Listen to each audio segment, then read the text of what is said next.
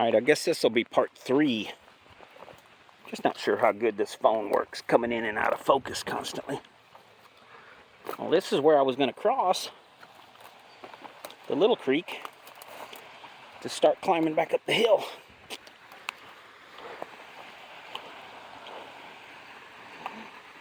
Well, poop.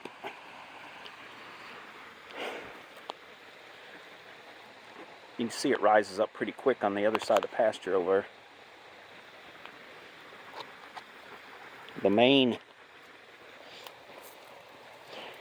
tell you what, the other day when I was down here fishing, I was standing on the bank right about where that tree's at, and the main channel's right there where that foam is at. Comes right down through here. We're closer to the main channel on this side. It's right through here and goes down that way. So it's up in this area, it's probably up a good 4 to 5 feet still.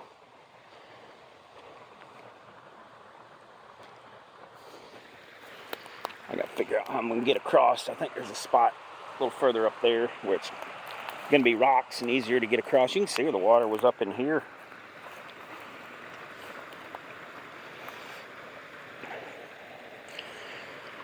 And I want to go up through those cedars up there, and there's a flat spot, and you get up there about another 200 yards, and I'll be able to just ease back to the truck through there.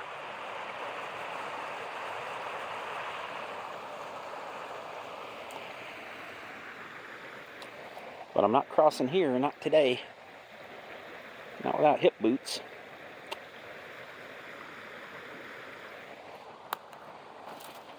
So, I also got to watch out for snakes. It might be a little cold. It's about 45 degrees right now. Probably not going to be any snakes out. Getting displaced by the water. This is normally a beautiful little creek. It's clear, gravel bottom, got some deep holes.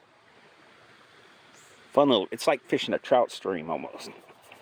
It's got smallmouth bass in it, largemouth bass in it, white bass, red eyes, brim. I imagine it got catfish in the deeper holes. But let's see, get up here without killing ourselves. Ah, that limb's got me. Let go. So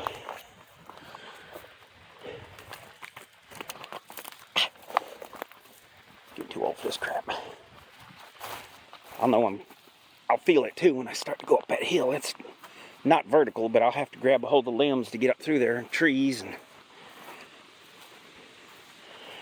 so that's it for part 3, and pretty much it